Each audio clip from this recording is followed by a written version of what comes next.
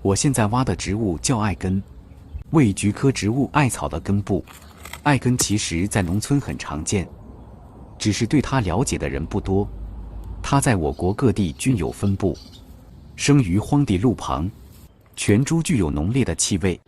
有经验的村民常把艾根挖回来清洗干净，加入花椒和适量的清水，烧开后倒入脚盆即可。